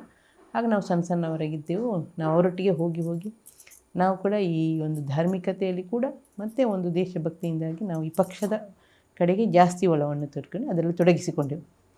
ಹಾಗೆ ನಾನು ಮತ್ತೆ ಶಾಲೆ ಬಿಟ್ಟು ನಾನು ಪ್ರೀ ಸರ್ವಿಸ್ ಮಾಡ್ತಿದ್ದೆ. ಮಣಿಕಾರ, ಪುತ್ತೂರು ತಾಲೂಕು ಸರ್ಕಾರಿ ಹಿರಿಯ ಪ್ರಾಥಮಿಕ ಶಾಲೆ ಮಣಿಕಾರ ಅಂತೇಳಿ ಪುತ್ತೂರಿಗೆ ಹೋಗೋ ರೋಡ್ ಸೈಡಲ್ಲಿ ಸಿಗ್ತದೆ, ನೆಟ್ಟಾರಿಂದ ಮುಂದೆ ಹೋಗುವಾಗ. ಅಲ್ಲಿ ನಮ್ಮ ಅಕ್ಕನನ್ನು ಕೊಟ್ಟದ್ದು ಪೆರುವಾಜಿಗೆ. ಹಾಗೆ ಅಕ್ಕನ ಮನೆಯಿಂದ ನಾನು ಬೆಳ್ಳಾರೆ ಕಾಲೇಜ್ ಹೋಗ್ತಿದ್ದೆ. ಆದ ಕಾರಣ ಅಲ್ಲಿಯ ಲೋಕಲ್ನವರಿಗೆ ನನ್ನ ಪರಿಚಯ ಇತ್ತು, ತುಂಬ ಆತ್ಮೀಯತೆ ಇದ್ದರು ಅಲ್ಲಿ ಲೋಕಲ್ನವರು, ಆ ಊರಿನವರು. ಅದಕ್ಕೆ ನನ್ನನ್ನು ಅಲ್ಲಿ ಗೌರವ ಶಿಕ್ಷಕಿಯಾಗಿ ಕರೆದು ನಾನು ಅಲ್ಲಿ 4 ವರ್ಷ ಗೌರವ ಶಿಕ್ಷಕಿಯಾಗಿ ಕೆಲಸ ಮಾಡ್ತಿರುವಾಗ ತಾಲೂಕು ಪಂಚಾಯಿತಿ, ಹೆಣ್ಮೂರು ತಾಲೂಕು ಪಂಚಾಯಿತಿಗೆ ರಿಸರ್ವೇಷನ್ SC ಬಂದಿದೆ ಅಂತ ಹೇಳಿದರು. ಹಾಗೆಲ್ಲಿ ಹುಡುಕಾಡುವಾಗ ನಮ್ಮ ಮನೆಯಲ್ಲಿ ಒಬ್ಬರು ಇದ್ದಾರೆ, ಎಲ್ಲಿ ಈ ಮನೆಯಲ್ಲಿ ಒಬ್ಬರು ಇದ್ದಾರೆ, ಅವ್ರು ಮಾತಾಡಿಸುವ ಅಂತೇಳಿ ಇಲ್ಲಿ BJP ಕಾರ್ಯಕರ್ತರು ಅವರು ಮಾತಾಡ್ಸಿದ್ರು. ವಸಂತ ನಡುಬೈಲಿರ್ಬೋದು, BS ಸರ್ದಾರ್ ಅಂತ ಇದ್ದರು. ಅವರೆಲ್ಲ ಕೇಳಿಕೊಂಡು ಯೋಚನೆ ಮಾಡಿದರು. ನಮ್ಮ ಅಣ್ಣನೊಟ್ಟಿಗೆ ಮಾತಾಡಿಸಿ ನನ್ನನ್ನು ಸ್ಕೂಲ್ ಬಿಡಿಸ್ಕೊಂಡು ಬಂದು ಇಲ್ಲಿ ಚುನಾವಣೆಗೆ ನಿಲ್ಲಿಸಿದ್ರು, ತಾಲೂಕು ಪಂಚಾಯತ್ ಚುನಾವಣೆಗೆ. ನಾವು ಕೂಲಿ ಕೆಲಸ ಏನಾದರೂ ಮಾಡಿದ್ದಿದೆಯಾ ಮ್ಯಾಮ್? ಅದಕ್ಕೆ ಮೊದಲು ಕೂಲಿ ಕೆಲಸ ಮಾಡಿದ್ದೇನೆ. ಟೀಚರ್ ಆಗೋದಕ್ಕೆ ಮೊದಲು ನಾನು ಶಾಲೆ ಬಿಟ್ಟು ಸೊಪ್ಪು ಕೆಲಸಕ್ಕೆ ಹೋಗ್ತಿದ್ದೆ, ಗದ್ದೆ ಕೆಲಸ, ನಾಟಿ ಕೆಲಸ, ಅದು ಮಣ್ಣು ಹೊರುವಂಥದ್ದು, ತೋಟಕ್ಕೆ, ಇದೆಲ್ಲ ಮಾಡಿದ್ದೇನೆ. ಆಗ ನಾನೊಂದು ದಿವಸ ಮಣ್ಣು ಹೊರುವಾಗ ಒಬ್ಬರು ನಮ್ಮ ಅಲ್ಲಿಯೊಬ್ಬರು ಆ ಮನೆತನದ ಒಬ್ಬರು ಶ್ರೀಮಂತ ಮನೆಯವರು ಮಠ ಅಂತೇಳಿ, ಅವರ ಅಮ್ಮ, ಏನು ಭಾಗೀರಥಿ ನೀನು ಮಣ್ಣು ಹೊರಬಾರ್ದು ಬಿಸಿಲಲ್ಲಿ, ನೀನು ಟೀಚರಾಗಿ ಮನೆ ಒಳಗೇನೆ ಒಂದು ಇರಬೇಕು ಅಂತ ಹೇಳಿದರು. ಅವರೊಂದು ತಮಾಷೆ ಹೇಳಿದ್ರು ಅಷ್ಟೇ, ನೀನು ಇಷ್ಟು ಕಲಿತು ಮಣ್ಣು ಹೊರದು ಸರಿಯಾ ಅಂತ ಬಿಸಿಲಲ್ಲಿ. ಆ ವರ್ಷ ನಾನು ಪ್ರೀ ಸರ್ವಿಸಾಗಿ ಗೆಸ್ಟ್ ಟೀಚರಾಗಿ ಸೇರಿಕೊಂಡೆ. ಅವರ ಮಾತಿನ ಪ್ರಭಾವ ಏನು ಅಂತ ಒಟ್ಟು ನಾನು ಸೇರಿಕೊಂಡೆ. ಆನಂತರ ನಾನು ಮತ್ತೆ ಎಲ್ಲ ಕೆಲಸ ಗೊತ್ತಿದ್ದೆ ನನಗೆ, ಕೂಲಿ ಕೆಲಸ ಎಲ್ಲ ಗೊತ್ತಿದೆ, ಬೀಡಿ ಕಟ್ತಿದ್ದೆ ಅದರೊಟ್ಟಿಗೆ. ರಾತ್ರಿ ಬೀಡಿ ಕಟ್ಟೋದು, ಹಗಲು ಕೂಲಿ ಕೆಲಸಕ್ಕೆ ಹೋಗ್ತಿದ್ದೆ. ಯಾರು ಮ್ಯಾಮ್ ತಮಗೆ ಸ್ಫೂರ್ತಿ? ನಮ್ಮ ಮನೆಯವರೇ ಸ್ಫೂರ್ತಿ ನಮಗೆ. ಅಪ್ಪ ಅಮ್ಮನೇ. ನಮ್ಮ ಅಕ್ಕನೂ ಬೀಡಿ ಕಟ್ತಿದ್ರು, ನಾವು ಆಗ ಕಟ್ತಿದ್ದೆವು. ಹಾಗೆ ನಾವು ಬೀಡಿ ಕಟ್ಟಿ ಜೀವನ ಮಾಡ್ತಿದ್ದೆ. ಅಂದರೆ ನಮಗೆ ಬಡತನ ಅಲ್ಲ, ಅದಕ್ಕೋಸ್ಕರ ದುಡ್ಡು ಬೇಕಲ್ಲ ಅಂತೇಳಿ. ಆನಂತರ ನಾವು ಕಸೂತಿ ಕೆಲಸ, ಇಲ್ಲೆಲ್ಲ ಸಂಘ ಸಂಸ್ಥೆಯವರ ಅನೇಕದಲ್ಲಿ ಕಸೂತಿ ಕೆಲಸ ಎಲ್ಲ ಮಾಡ್ತಿದ್ರು, ಟ್ರೈನಿಂಗ್ ಕೊಡ್ತಿದ್ರು. ಅದಕ್ಕೂ ಹೋಗ್ತಿದ್ದೆವು ನಾವು, ಅದನ್ನು ಕಲಿತ್ಕೊಂಡೆವು. ಆನಂತರ ಟೈಲರಿಂಗ್ ಕ್ಲಾಸ್ಗೆ ಹೋದೆ, ಟೈಲರಿಂಗ್ ಮಾಡ್ತೀವಿ. ಆಗ ಟೈಲರಿಂಗ್ ಕೂಡ ಮಾಡ್ತಿದ್ದೆವು. ರಾಜಕೀಯವಾಗಿ ಯಾರಿಂದ ತಾವು ಬೆಳೆದು ಬಂದ್ರಿ ಅದೊಂದಿಷ್ಟು ಹೇಳೋದು. ರಾಜಕೀಯವಾಗಿ ನಮಗೆ ವಸಂತನಾಡು ಬೈಲ್ ಅಂತ ಇದ್ದಾರೆ, ಅವರು ಗುರುಗಳಾಗಿ. ಮತ್ತೊಬ್ಬರು ರಘುನಾಥ್ ರೈ ಅಂತ ಎಣ್ಮೂರಲ್ಲಿದ್ದಾರೆ, ಅವರು ತುಂಬ ಸ್ಫೂರ್ತಿಯ ಕೆಲಸ. ಮತ್ತೊಬ್ಬರು ಕಾವು ಕಿಟ್ಟನ್ ರೈ ಅಂತ ಹೇಳಿದರು ಎಣ್ಮೂರಲ್ಲಿ. ಮತ್ತೊಬ್ಬರು ನಮ್ಮ ವಿಠಲ್ ಶೆಟ್ಟಿ ಅಂತೇಳಿ, ಅವರು ಒಂಥರ ಇಲ್ಲಿ ಬಿ ಎಸ್ ಸರ್ದಾರ್ ಅಂತೇಳಿ ರವಿಕೃಷ್ಣ ಆಚಾರ್ ಅಂತ ಒಬ್ಬರಿದ್ದರು. ಅವರು ಒಡನಾಟದಲ್ಲಿ ನಾವು ಫೀಲ್ಡಿಗೆಲ್ಲ ಸಣ್ಣವರಿರುವಾಗ ಸುಮ್ಮನೆ ಹೋಗ್ತಿದ್ದೆವು. ಚುನಾವಣೆ ಬಂದಾಗ ಆಗ ಬೋರ್ಡು ಗೋಡೆಯಲ್ಲಿ ಬರಿತಿದ್ದರು, ಮಾರ್ಗದಲ್ಲಿ ನಮ್ಮ ತಾವರೆ ಚಿಹ್ನೆ ಬಿಡಿಸೋದು ನೋಡಿ. ಆಗ ನಮಗೆ ಖುಷಿ ಪಡ್ತಿದ್ದ ಚಿಹ್ನೆ ಬಿಡಿಸೋದನ್ನು ಎಲ್ಲ ನೋಡಿ. ನಾವು ಅವರೊಟ್ಟಿಗೆ ಫೀಲ್ಡಿಗೆ ಹೋಗ್ತಿದ್ದೆವು. ಹೀಗೆ ಮನೆ ಭೇಟಿಯಾಗುವಾಗ ಸುಮ್ಮನೆ ಹೋಗ್ತಿದ್ದೆವು, ಒಂದಷ್ಟು ಮನೆಗೆ, ಹತ್ರ ಇದ್ದ ಮನೆಗೆ. ಹಾಗೆ ನಾವು ಹೋಗ್ತಾ ಇರುವಾಗ ನಮಗೆ ಅದರ ಬಗ್ಗೆ ತುಂಬ ಮತ್ತು ಸ್ವಲ್ಪ ಜಾಸ್ತಿ ನಾವು RSS, ನಾನು ರಾಷ್ಟ್ರ ಸೇವಿಕಾ ಸಮಿತಿಯಲ್ಲಿ ಕೂಡ ಇದ್ದ ಕಾರಣ ಇದರ ಒಳವು ಜಾಸ್ತಿ ಇದೆ. ಆಗ ನಮ್ಮನ್ನೇ ಗುರುತಿಸಿ ತಾಲೂಕ್ ಪಂಚಾಯತಿಯಲ್ಲಿ ನಿಲ್ಲಿಸಿದರು. ತಾಲೂಕ್ ಪಂಚಾಯತಿಯಲ್ಲಿ ವಿನ್ ಆದೆ, ತಾಲೂಕ್ ಪಂಚಾಯತ್ ಸದಸ್ಯರಾಗಿ. ಆಗ 4 ಸೀಟು ಬಂದದ್ದು BJP. ನಾವಿಬ್ಬರು ಲೇಡೀಸ್ ಇದ್ದೆವು, 2 ಜೆಂಟ್ಸ್, ಚಂದ್ರಶೇಖರ್ ಮೇಲ್ನಾಡು ಮತ್ತು ಚಂದ್ರಲಿಂಗಮ್ ಅಂತೇಳಿ BJPಯಲ್ಲಿ. ನಾನು ಮತ್ತು ರಾಜೇಶ್ವರಿ ರಾವ್ ಅಂತೇಳಿ ಇಬ್ಬರು 4 ಜನ ಮೆಂಬರ್. ತಾಲೂಕ್ ಪಂಚಾಯತ್, ಜಿಲ್ಲಾ ಪಂಚಾಯತಿ ಅಂತೂ ನಮ್ಮದು ಇರಲಿಲ್ಲ ಸುಳ್ಳ್ಯದಲ್ಲಿ. ಶಾಸಕರಾಗಿ ಅಂಗಾರಿದ್ರಾಗ. ಅಂಗಾರಿದ್ರು. ಓಕೆ, 2023ರಲ್ಲಿ BJP ಟಿಕೆಟ್ ಘೋಷಣೆ ಮಾಡುವ ಮುಂಚಿತವಾಗಿ ಅವರು ಅಪ್ಲಿಕೇಶನ್ ಏನಾದರೂ ಹಾಕಿದ್ರೆ ಮ್ಯಾಮ್, ಅಥವಾ ನಿರೀಕ್ಷೆ ಇತ್ತಾ ನನಗೆ ಟಿಕೆಟ್ ಕೊಡ್ಬೋದು BJP ಒಂದು ವಿಧಾನಸಭಾ ಕ್ಷೇತ್ರದ ಶಾಸಕಿ ಆಗಬಹುದು ಅಂತ? ಇಲ್ಲಪ್ಪ, ನಾವು ಯಾವುದು ಅಪ್ಲಿಕೇಶನ್ ಹಾಕಲಿಲ್ಲ. ನಮ್ಮಲ್ಲಿ ಅದು BJPಯಲ್ಲಿ ಆ ಪದ್ಧತಿ ಇಲ್ಲ, ಯಾರು ಹಾಕಲ್ಲ ಅಂತೂ. ನಾನಂತೂ ಹಾಕಲಿಲ್ಲ, ಬೇರೆಯವರು ಕೂಡ ಯಾರು ಹಾಕಲಿಲ್ಲ. ಏನಾದರೂ ಕೇಳಿದ್ರ ನನಗೂ ಟಿಕೆಟ್ ಕೊಡಿ, ಅವಕಾಶ ಕೊಡಿ? ಇಲ್ಲಪ್ಪ, ನನ್ನ ಪರವಾಗಿ ಯಾರು ಕೇಳಲಿಕ್ಕೆ ನಮ್ಮಲ್ಲಿ ಇಲ್ಲಿ ಇಲ್ಲ. ಶ್ರೀಮಂತರು ಅಷ್ಟು ದೊಡ್ಡ ಜನ ಇಲ್ಲ. ನಮ್ಮ ಗ್ರಾಮದಲ್ಲಿ ಇರುವವರು ಕೂಡ ಅವರು ಸಂಘದಿಂದ ಬೆಳೆದು ಬಂದವರೇ, ಅವ್ರು ಹಾಗೆಲ್ಲ ಹೋಗೋವರೆಲ್ಲ. ಈಗ ಈ ರಘುನಾಥ್ ರೈ ಆಗಿರ್ಬೋದು, ವಸಂತರಾಗಿರ್ಬೋದು, ಕಾವು ಕಿಟ್ಟನ್ ರೈ, ಇವರೆಲ್ಲ ಇಲ್ಲಿ ಇದ್ದವರು. ಒಂಥರ ಅವರು ಅಷ್ಟು ಕೇಳಲಿಕ್ಕೆ ಹೋಗುವವರಲ್ಲ. ನನ್ನ ಪರವಾಗಿ ಕೆಲವರು ಅನ್ನಿಸಿರ್ಬೋದು, ಇವರನ್ನು ಮಾಡಿದರೆ ಆಗ್ಬೋದು ಅಂತ ಯೋಚನೆ ಇತ್ತೇ ನನ್ನ ಪಕ್ಷದ ಕಡೆಯಿಂದ. ನಾನು ತಾಲೂಕ್ ಪಂಚಾಯತ್ ಮೆಂಬರ್ ಆದ ನಂತರ ಜಿಲ್ಲಾ ಪಂಚಾಯತ್ ಮೆಂಬರ್ ಆದೆ. ಆ ನಂತರ ನಾನು 15 ವರ್ಷ ನಾನು ಯಾವುದೇ ರಾಜ್ಯಕ್ಕೆ ಇಲ್ಲದೆ ಪಕ್ಷದ ಸಂಘಟನೆ ಕೆಲಸ ಮಾಡಿದೆ. ಜಿಲ್ಲಾ BJPಯ ಕಾರ್ಯದರ್ಶಿಯಾಗಿದ್ದೆ, ಜಿಲ್ಲಾ ಉಪಾಧ್ಯಕ್ಷೆಯಾಗಿದ್ದೆ. ಪುತ್ತೂರು ವಿಧಾನಸಭಾ ಕ್ಷೇತ್ರದ ಇನ್ಚಾರ್ಜ್ ಕೊಟ್ಟಿದ್ದರು ಪ್ರಭಾರಿಯಾಗಿ. ಬೆಳ್ತಂಗಡಿ ಹರಿಸ್ಪುಂಜ ಇದು MLA ಆಗುವಾಗ ನಾನು ಅಲ್ಲಿಯ ಪ್ರಭಾರಿಯಾಗಿದ್ದೆ. ಬೆಳ್ತಂಗಡಿ ಇನ್ಚಾರ್ಜ್ ಹಾಕಿದ್ದರು ಉಪಾಧ್ಯಕ್ಷೆಯಾಗಿ. ಮತ್ತು ರಾಜ್ಯ SC ಮೋರ್ಚಾದ ಉಪಾಧ್ಯಕ್ಷೆ ಆಗಿದ್ದೆ. ರಾಜ್ಯ ಮಹಿಳಾ ಮೋರ್ಚಾ, ಮೊನ್ನೆ ನಾನು ಶಾಸಕಿಯಾಗುವಾಗ ರಾಜ್ಯ ಮಹಿಳಾ ಮೋರ್ಚಾದ ಮೆಂಬರಾಗಿ ಕೊಡಗು ಮತ್ತು ಉಡುಪಿ ಇನ್ಚಾರ್ಜಲ್ಲಿದ್ದೆ ಮಹಿಳಾ ಮೋರ್ಚಾದಲ್ಲಿ ಪಕ್ಷದ ಕಡೆಯಿಂದ. ಹಾಗೆ ನಾನು ನಿರಂತರ, ಮತ್ತು ನಾನು ಸೊಸೈಟಿಯಲ್ಲಿ ನಿರಂತರ 4 ಟರ್ಮು ಡೈರೆಕ್ಟರ್ ಆಗಿದ್ದೆ. ನಮ್ಮ ಮುರಳಿ ಎಣ್ಮೂರು VSS ಬ್ಯಾಂಕಿನ ಕೃಷಿ ಪತ್ತಿನ ಸಹಕಾರಿ ಸಂಘದಲ್ಲಿ. ನಂತರ ನಾನು LD ಬ್ಯಾಂಕಲ್ಲಿ ಡೈರೆಕ್ಟರ್ ಆಗಿದ್ದೆ, ಈಗಲೂ ಆಗಿದ್ದೇನೆ. ಜನತಾ ಬಜಾರ್ ಮಂಗಳೂರಲ್ಲಿ, ಅದು ಲಾಸ್ಟ್ ಟರ್ಮಲ್ಲಿ ನನಗೆ ಅದು ಕೊಟ್ಟಿದ್ದರು, ಮೆಂಬರ್ ಆಗಿದ್ದೆ. 2ನೇ ಟರ್ಮಿಗೆ ಅಲ್ಲಿ ಕೂಡ 2ನೇ ಟರ್ಮಿಗೆ ಮೆಂಬರ್ ಆಗಿದ್ದೇನೆ. ಅದು ಬಿಟ್ಟರೆ ಮತ್ತು ನಾನು ಅದೇ ಚಟುವಟಿಕೆಯಲ್ಲಿ ಓಡಾಟ ಮಾಡ್ತಿದ್ದ ಕಾರಣ ನನ್ನನ್ನು ಆಯ್ಕೆ ಮಾಡಿ ಕಳಿಸಿದ್ದಾರೆ. ನನಗೆ ಅಷ್ಟು ನಿರೀಕ್ಷೆ ಇರಲಿಲ್ಲ. ಲಾಸ್ಟ್ ಮೂಮೆಂಟ್ವರೆಗೆ ಅದು ಅವರದ್ದು ಹೆಸರಿತ್ತು, ಹಂಗಾರೆ ಅಂತೇಳಿ. ನಾನು ಮತ್ತು ಅವ್ರ ಸೀನಿಯರು ಮತ್ತು ಮಂತ್ರಿ ಆಗಿದ್ದರಲ್ಲ ಅನ್ನೋ ಉದ್ದೇಶದ ನಾವು ಅದರ ಬಗ್ಗೆ ಯಾರಲ್ಲಿ ಅಪ್ಲಿಕೇಶನ್ ಅಂತೂ ಹಾಕಲಿಲ್ಲ, ಯಾರಲ್ಲಿ ಹೇಳಲಿಲ್ಲ. ನಾವು ಕಳೆದ ಕಡು ಬಡತನದಲ್ಲಿ ಜನಿಸಿ 10 ಸವಾಲುಗಳ ಮಧ್ಯೆ ಬಂದು ಶಾಸಕರಾಗಿ ಆಯ್ಕೆಯಾಗಿ ಈಗ ಕೆಲಸ ಮಾಡ್ತಾ ಇದ್ದೀರಿ. ಕಳೆದ 3 ವರ್ಷದಲ್ಲಿ ಹೇಗೆ ನಡೀತಾ ಇದೆ ಮ್ಯಾಮ್ ಕೆಲಸ ಕಾರ್ಯಗಳು ಅಂತ? ಪರವಾಗಿ ನಮ್ಮ ಪಕ್ಷದ ಕಡೆಯಿಂದ ಒಳ್ಳೆಯ ಕೆಲಸಗಳು ಆಗ್ತಾ ಇದೆ. ಅದು ನಮಗೆ ಅನುದಾನದ ಕೊರತೆ ಇದೆ. ಈ ಸಲ ಅನುದಾನ ಬರಲಿಲ್ಲ. ಬಂದ ಅನುದಾನದಲ್ಲಿ ನಾವು ಅಲ್ಲಿ ಇಲ್ಲಿ ಅಡ್ಜಸ್ಟ್ ಮಾಡಿಕೊಂಡು ಕಾರ್ಯಕರ್ತರನ್ನು ಸಮಾಧಾನ ಮಾಡಿಕೊಂಡು, ಒಂದು ಕಡೆ ಬೈಯುವವರಿದ್ದಾರೆ, ಒಂದು ಕಡೆ ನಮ್ಮನ್ನು ಪ್ರೀತಿಸುವವರು ಇದ್ದಾರೆ. ಅದು ಬೈಯುವವರು ಸಿಟ್ಟಲ್ಲಿ ಅಲ್ಲ, ಅದು ನಮ್ಮ ಕಡೆಗೆ ಅಭಿವೃದ್ಧಿ ಆಗಲಿಲ್ಲ ಅನ್ನೋ ನಿಟ್ಟಿನಲ್ಲಿ ನಾವು ಅದಕ್ಕೆ ಸಜೆಷನ್ ಕೊಟ್ಟಿದ್ದೇವೆ. ಸರ್ಕಾರ ನಮ್ಮ ಕೈಯಲ್ಲಿಲ್ಲ, ಈಗ ವಿರೋಧ ಪಕ್ಷದಲ್ಲಿ ನಾವಿದ್ದೀವಿ, ನಮಗೆ 50 ಅವರಿಗೆ ನಮಗೆ 10 ಕೋಟಿ ಕೊಡ್ತೇನೆ ಅಂತ, 10 ಕೋಟಿ ಕೊಡ್ತೇನೆ ಅಂತ ಹೇಳಿದರೆ BJPಯವರಿಗೆ ಕಾಂಗ್ರೆಸ್ಸನ್ನು 20 ಕೋಟಿ ಕೊಡ್ತಾರೆ. ನಾವು ಅವ್ರಿಗೆ 25 ಕೋಟಿ ನಮಗೆ ಕೊಡ್ತೇವೆ ಅಂತೇಳಿ ಅವರಿಗೆ 50 ಕೋಟಿ ಕೊಡ್ತಾ ಇದ್ದಾರೆ. ಈ ತಾರತಮ್ಯದಿಂದಾಗಿ ನಮ್ಮ ಕ್ಷೇತ್ರದಲ್ಲಿ ಡೆವಲಪ್ಮೆಂಟ್ ಮಾಡಲಿಕ್ಕೆ ಕಷ್ಟ ಇದೆ ತುಂಬ. ಅದು ಕೂಡ ಈಗ ಕೋಟಿ ಹಣ ಕೊಡ್ತೇವೆ ಅಂತ ಹೇಳಿದ್ರು ಕೂಡ ಇನ್ನೂ ನಮಗೆ ರಿಲೀಸ್ ಆಗಲಿಲ್ಲ ಎಲ್ಲ ಅನುದಾನ. 25ರಲ್ಲಿ ಕೂಡ ಒಂದೇನು 2-3 ಕೋಟಿ ಬಿಡುಗಡೆ ಆಗಿದೆ, ಹೊರತು ಬಿಟ್ಟರೆ ಇನ್ನೂ ಬಿಡುಗಡೆ ಆಗಲಿಲ್ಲ. ಕಾಂಟ್ರಾಕ್ಟ್ಗಳು ಕೂಡ ಕೆಲಸ ಮಾಡಲಿಕ್ಕೆ ಭಯ ಪಡ್ತಿದ್ದಾರೆ. ನಾಳೆ ನನಗೆ ಕೆಲಸ ಮಾಡಿ, ಅಡ್ವಾನ್ಸ್ ಕೆಲಸ ಮಾಡ್ತಿದ್ದೀವಿ ಮೊದಲೆಲ್ಲ ನಾವು, ಈಗ ಅದಕ್ಕೆ ಯಾರೂ ಒಪ್ಪೋದಿಲ್ಲ. ಕಾಂಟ್ರಾಕ್ಟ್ಗಳು ಕೂಡ ಅಡ್ವಾನ್ಸ್ ಕೆಲಸ ಮಾಡಿ ನಾಳೆ ನಮಗೆ ಹಣ ಬಾರದಿದ್ದರೆ ಅಂತ ಹೇಳುವ ಭಯ ಅವರಿಗಿದೆ. ಅದಕ್ಕೋಸ್ಕರ ಈಗ ಹಿಂದೆಲ್ಲ ನಾನು taluk panchayat member, ZP member ಆಗಿರುವಾಗ ಅಡ್ವಾನ್ಸ್ ಕೆಲಸ ಮಾಡ್ತಿದ್ದೀವಿ, ಇದು ಗ್ಯಾರಂಟಿ ಬಂದೇ ಬರ್ತದೆ ಅನುದಾನ ಅಂತೇಳಿ. ಇಂಥವರಿಗೆ ಕೊಟ್ಟರೆ ಅವರಿಗೆ ಕೆಲಸ. ಈಗ ಎಲ್ಲ ಟೆಂಡರ್, ಆನ್ಲೈನ್ ಟೆಂಡರ್, ಯಾರು ಬೇಕಾದರೂ ಹಾಕ್ಬೋದು. ಈಗ ಧಾರವಾಡ, ಬಿಜಾಪುರ ಎಲ್ಲಿ ಅವ್ರು ಬೇಕಾದರೂ ಬಂದು ಆನ್ಲೈನ್ ಹಾಕಿ ಅವ್ರು ಹೇಗೆ ಕೆಲಸ ಮಾಡ್ತಾರೆ ಅನ್ನೋದು ಗೊತ್ತಿಲ್ಲ. ಇಲ್ಲಿ ಲೋಕಲ್ನವ್ರಿಗೆ ಕೆಲಸ ಸಿಗಲ್ಲ. ಈ ಪರಿಸ್ಥಿತಿ ಕೂಡ ಆಗಿದೆ. ನಾನು ಹೇಳುವಂಥದ್ದು ಈ ನಮ್ಮ ಲೋಕಲ್ನವರಿಗೆ ಏನಾದರೂ ಆ ಟೆಂಡರ್ ಪ್ರಕ್ರಿಯೆಯಲ್ಲಿ ಆದ್ಯತೆ ಕೊಟ್ಟರೆ ನಮ್ಮ ಲೋಕಲ್ ಜನಗಳಲ್ಲಿ ಕೆಲಸ ಮಾಡಿಸಿ ಮತ್ತು ಅವನಿಗೆ ಕೆಲಸ ಮಾಡುವ ಭರವಸೆ ಸಿಗ್ತದೆ, ಒಂದು ಸ್ವಲ್ಪ ಅಭಿವೃದ್ಧಿ. ಈಗ ವಿಪರೀತ ಮಳೆ ಬರ್ತುಂಟು. ನಮ್ಮದು ಫಾರೆಸ್ಟ್ ಏರಿಯಾ, ಎಲ್ಲಿ ಹೋದರೂ ಮನೆ ಸಿಂಕ್ ಆಗುವಂಥ ಪ್ರದೇಶ. ನಾವು ಅಲ್ಲಿಗೆ ಅದು ಸ್ವಲ್ಪ ಏನಾದರೂ ಕಾಂಕ್ರೀಟ್ಕರಣ ಮಾಡುವ, ಮಕ್ಕಳು ಸ್ಕೂಲ್ಗೆ ಬರುವ ದಾರಿ ಉಂಟು, ಅದು ಸಿಂಕ್ ಆಗುತ್ತೆ, ಬರಲಿಕ್ಕಾಗಲ್ಲ, ಗಾಡಿ ಹತ್ತಲ್ಲ. ಸೀರಿಯಸ್ ಇದ್ದವರಿಗೀಗ ಅನಾರೋಗ್ಯ ಮಳೆಗಾಲದಲ್ಲಿ ಆದರೆ ಕೆಲವು ಕಡೆ ರಸ್ತೆಯೇ ಇಲ್ಲ. ಅಂಥದ್ದಕ್ಕೆಲ್ಲ ಕೊಡುವ ಅಂತೇಳಿದರೆ ಈ ಗ್ರ್ಯಾಂಟನ್ನು ನಾವು ಅಡ್ಜಸ್ಟ್ ಮಾಡುವ ಅಂತೇಳಿದರೂ ಆಗಲ್ಲ. ಗ್ರ್ಯಾಂಟ್ ಬಂದ ನಂತರನೇ ಕೆಲಸ ಮಾಡಬೇಕಷ್ಟೇ. ಈ ಒಂದು ಸಮಸ್ಯೆ ಕೂಡ ನಮ್ಮಲ್ಲಿ ಜಾಸ್ತಿ ಇದೆ. ನಮ್ಮದು ಎಲ್ಲಿ ನೋಡಿದರೂ ನಮ್ಮದು ಬ್ರಿಡ್ಜಿ ಎಲ್ಲ ಸಣ್ಣ ಸಣ್ಣ ತೋಡು, ಹೊಳೆ ಎಲ್ಲ ಇದೆ. ಇದಕ್ಕೋಸ್ಕರ ಬ್ರಿಡ್ಜಿಗೆ ನಮಗೆ 2-3 ಕೋಟಿ ಅನುದಾನ ಬೇಕು. 10-20 ಕೋಟಿ ಇಲ್ಲದೆ ಯಾವ ಬ್ರಿಡ್ಜಿನೂ ಒಳ್ಳೆ ಬ್ರಿಡ್ಜಿ ಮಾಡಲಿಕ್ಕೆ ಸಾಧ್ಯ ಇಲ್ಲ. ಒಂದು ವೆಹಿಕಲ್, ಒಂದು ಪಿಕಪ್ ಹೋಗುವಷ್ಟು ಜಾಗ ಆದರೆ ಆಗಬೇಕಿದ್ರೆ 25 ಕೋಟಿ ಇಲ್ಲದೆ ಯಾವ ಬ್ರಿಡ್ಜಿನೂ ಮಾಡಲಿಕ್ಕೆ ಸಾಧ್ಯ ಇಲ್ಲ. ಅಂಥ ಸಮಸ್ಯೆ ಈ ನಮ್ಮ ಕ್ಷೇತ್ರದಲ್ಲಿ ಇದೆ. ಓಕೆ, ತಮ್ಮ ಕನಸಿನ ಯೋಜನೆ ಯಾವುದು ಮೇಡಮ್ ಸುಳ್ಯ ವಿಧಾನಸಭಾ ಕ್ಷೇತ್ರದ್ದು? ನಮ್ಮ ಕನಸಿನ ಯೋಜನೆ ಈಗ ನಮ್ಮದು ಎಲ್ಲೆಲ್ಲ ಬ್ರಿಡ್ಜಸ್ ಇದೆ. ನಮಗೆ ರಸ್ತೆ ಏನಾದರೂ ಧೂಳು ಮಣ್ಣಲ್ಲಿ ಹೋಗ್ಬೋದು. ಮಳೆಗಾಲದಲ್ಲಿ ದಾಟಲಿಕ್ಕಾಗದಂಥ ಬ್ರಿಡ್ಜ್ಗಳು ತುಂಬ ಇದೆ. ಆ ಡೆವಲಪ್ಮೆಂಟ್ ಅದನ್ನು ಫಸ್ಟಿಗೆ ಮಾಡಬೇಕು. ಇಲ್ಲದ್ರೆ ಅದನ್ನೇ ಪೇಪರ್ನಲ್ಲಿ ಅದೆಲ್ಲ ಹೈಲೈಟ್ ಮಾಡ್ತಾರೆ. ಮಳೆಗಾಲ ಬಂದಾಗ, ಬೇಸಿಗೆಯಲ್ಲಿ ಏನಾಗಲ್ಲ, ಮಳೆಗಾಲ ಬಂದ ತಕ್ಷಣ ಅದನ್ನು ಹೈಲೈಟ್ ಮಾಡಿ ಇವ್ರು ಮಾಡಲಿಲ್ಲ, ಅವ್ರು ಮಾಡಲಿಲ್ಲ ಅಂತ ಯಾರೊಬ್ಬರ ಬಗ್ಗೆ ಹೇಳ್ತಾರೆ. ಅದಕ್ಕೋಸ್ಕರ ಅದನ್ನೆಲ್ಲ ಡೆವಲಪ್ಮೆಂಟ್ಗೆ ಈಗಾಗಲೇ ಸತೀಶ್ ಜಾರಕಿಹೊಳಿಗೆ ಒಂದು 200 ಕೋಟಿದ್ದು ಒಂದು ಕ್ರಿಯೋಜನೆ ಮಾಡಿ ಕೊಟ್ಟಿದ್ದೇನೆ. ಅವರು ಈ ಸಲ ಕೂಡ ಅವರೇ ಮಂತ್ರಿ ಆದ ಕಾರಣ ನಾವು ಸ್ವಲ್ಪ ಧೈರ್ಯದಲ್ಲಿ ಇದ್ದೇವೆ, ಏನಾದರೂ ಗ್ರ್ಯಾಂಟ್ ಬರ್ಬೋದು ಅಂತ.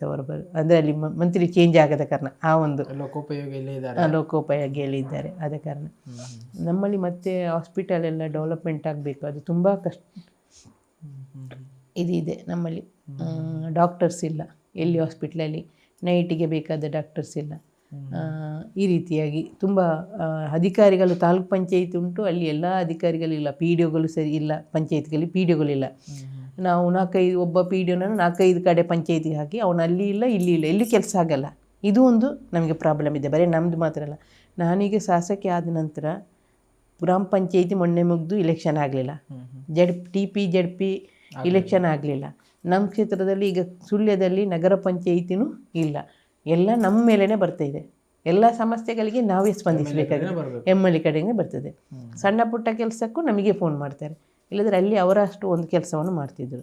ನಾನು ಕಡಬ ತಾಲೂಕು ಪಂಚಾಯತಿ ಆಗಿ ಇನ್ನೂ ಕೂಡ 10 ವರ್ಷ ಆಯಿತು. ಇನ್ನೂ ಕೂಡ ಎಲ್ಲ ಇಲಾಖೆಗಳಲ್ಲಿ ಬಂದಿಲ್ಲ. ಇದು ಒಂದು ಸಮಸ್ಯೆ ಇದೆ.